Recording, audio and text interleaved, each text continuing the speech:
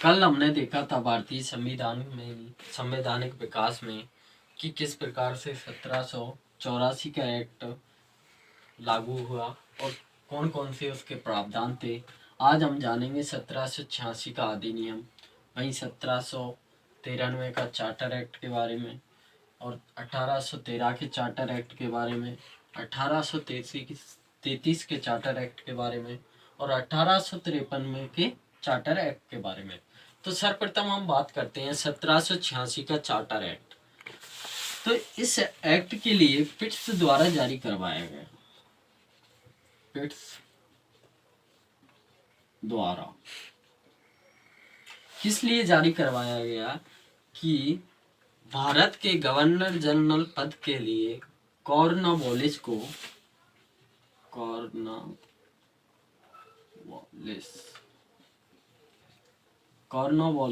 के लिए राजी किया जा सके। प्रथम बात ये याद रखनी है। सेकंड बात, इस अधिनियम की या इस एक्ट की हमें ये रखना है कि सेनापति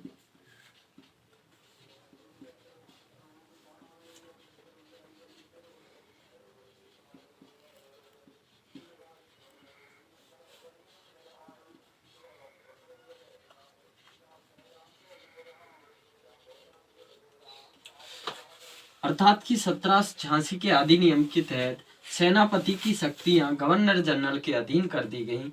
जो ईस्ट इंडिया कंपनी में पहले सेनापति होता था, उसकी सारी शक्तियां हस्तांतरित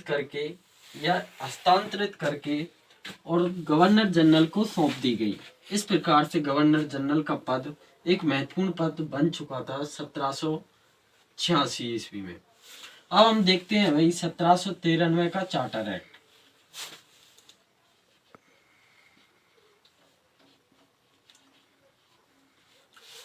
चार्टर एक्ट की श्रृंखला का प्रथम एक्ट माना जाता है 1793 का चार्टर एक्ट। हम इसकी कुछ विशेषताओं के बारे में देखते हैं।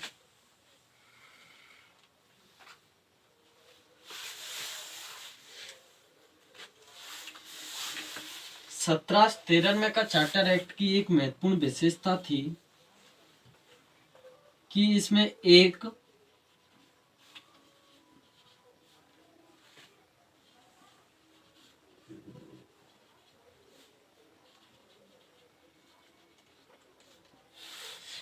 उप गवर्नर जनरल का पद सृजित किया गया। किस एक्ट के द्वारा? 1793 के चार्टर एक्ट के द्वारा। इस प्रकार का क्वेश्चन इस एक्ट में से अभी तक पूछा नहीं गया है, लेकिन जब भी पूछा जाएगा, एक उप गवर्नर जनरल की नियुक्ति की गई। अर्थात कि एग्जामों में जब भी कभी अब पूछा जाए, अधिकांश क्वेश्चन पूछने के अब चांस बनते हैं इसके कि उप गवर्नर जनरल पद कब सृजित किया गया। तो 1793 में ये सृजित। 1813 का चार्टर एक्ट। इस एक्ट के माध्यम से ईस्ट इंडिया कंपनी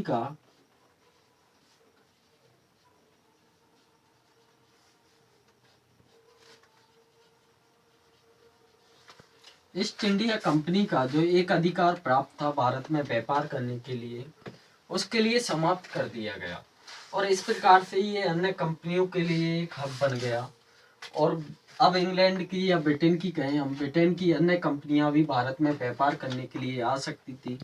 लेकिन इस अधिनियम से पहले या इस चार्टर एक्ट के पूर्व भारत में किसी भी प्रकार की अन्य कंपनी के लिए व्यापार करने की अनुमति प्रदान नहीं थी। अब हम दूसरी विशेषता के बारे में देखते हैं इस अधिनियम की कि ईसाई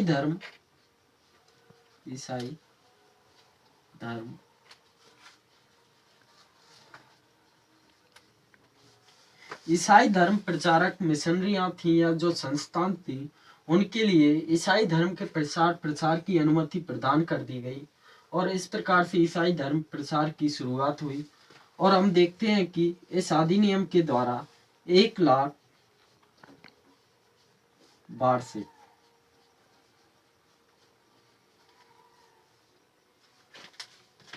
शिक्षा, साहित्य,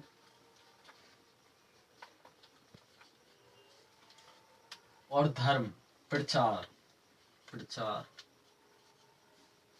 के लिए ईस्ट इंडिया कंपनी खर्च करेगी 1 लाख वार्षिक रुपए शिक्षा साहित्य धर्म प्रचार यानी कि ईसाई धर्म के प्रचार के लिए खर्च करेगी और 20,000 सैनिक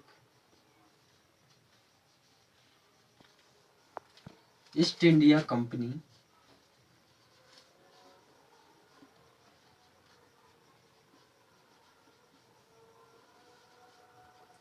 अपने खर्चे पर रख सकेगी। अर्थात कि अब सीमित कर दिया गया कि 20,000 सैनिक ईस्ट इंडिया कंपनी अपने खर्चे पर रख सकती है और ईसाई धर्म प्रचार की अनुमति प्रदान कर दी गई और ईस्ट इंडिया कंपनी का जो एक अधिकार था भारत में व्यापार करने का उसके लिए समाप्त कर दिया गया। अब हम देखते हैं 1833 का चार्टर एक्ट।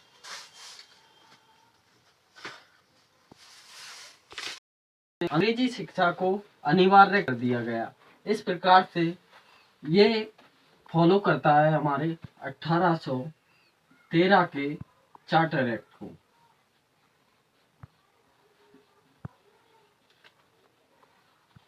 क्योंकि 1800 चार्टर एक्ट के माध्यम से ईसाई धर्म प्रचारक मिशनरियों के लिए या संस्थानों के लिए अंग्रेजी शिक्षा प्रसार के लिए और ईसाई धर्म प्रसार की अनुमति प्रदान की गई थी। और हम आगे चल के देखते हैं कि 1835 में अंग्रेजी शिक्षा के लिए भारत में अनिवार्य रूप से हम बात करते हैं 1833 का चार्टर एक्ट।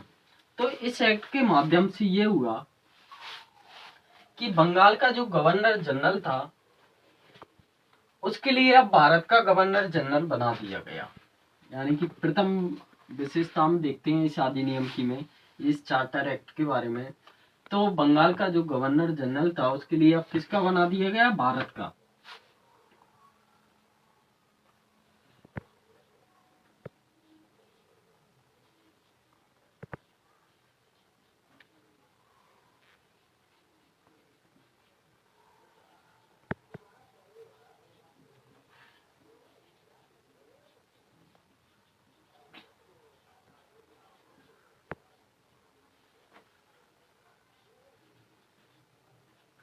ठीक है।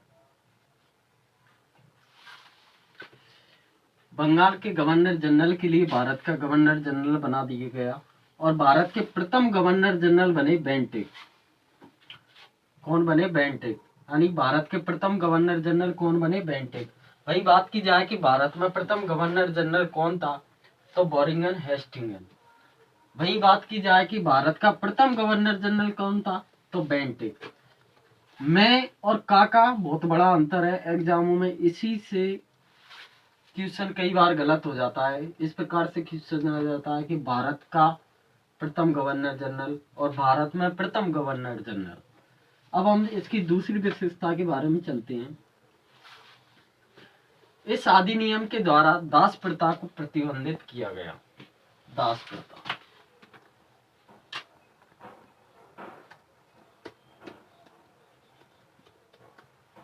दास प्रथा प्रतिबंधित हुई थी हमारी 1843 में।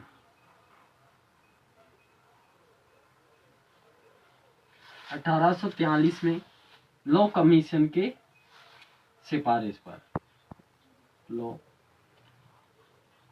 कमीशन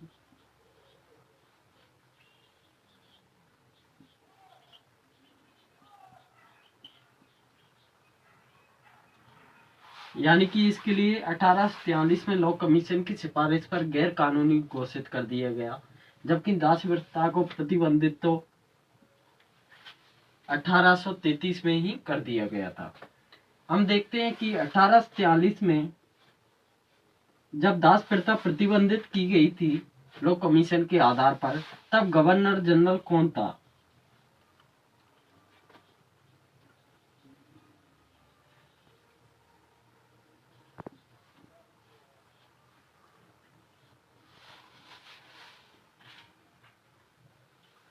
लॉ कमीशन के आधार पर इसे प्रतिबंधित कर दिया गया और एलन वराक जब कौन थे? Governor general. Governor general Bharat के 1843 में गवर्नर जनरल थे एलन वरा। भाई हम बात करते हैं इसकी अन्य विशेषताओं के बारे में, तो हम देखते हैं कि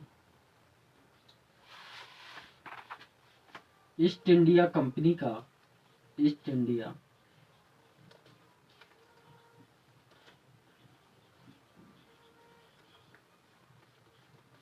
ईस्ट इंडिया कंपनी का चीन के साथ चाय का व्यापार एक अधिकार था। यानी कि चीन के साथ चाय का व्यापार सिर्फ ईस्ट इंडिया कंपनी ही कर सकती थी। अब इसके लिए भी क्या कर दिया गया, प्रतिबंधित कर दिया गया, अर्थात कि अब चीन से चाय का व्यापार ईस्ट इंडिया कंपनी के अलावा ब्रिटेन की अन्य कंपनी भी कर सकती है।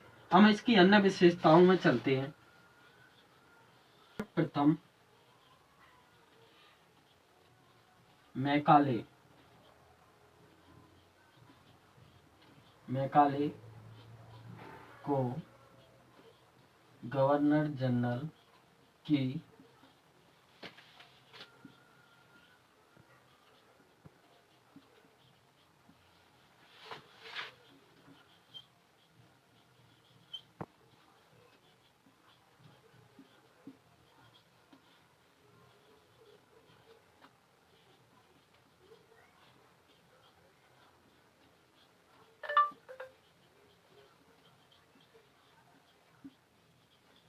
भाई इसकी अन्य विशेषताओं की बात की जाए तो इस अधिनियम के द्वारा सर्वप्रथम मैकाले को गवर्नर जनरल की जो परिषद थी उसमें विधि सदस्य के रूप में पद दिया गया। अब हम बात करेंगे 1853 का चार्टर एक्ट। ये चार्टर एक्ट की श्रृंखला का अंतिम एक्ट था। अंतिम एक्ट।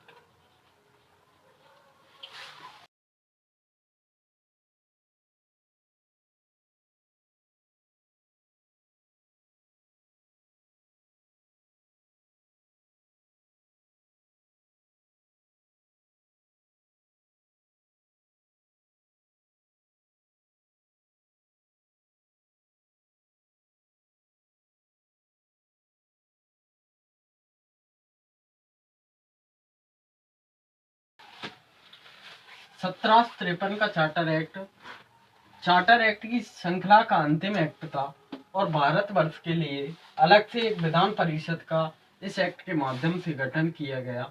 अब हम देखेंगे 1858 का महारानी का अधिनियम, या कह सकते हैं इसे कराउन का अधिनियम, या भारतीय स्वतंत्रता संग्राम का मेगना कार्टा,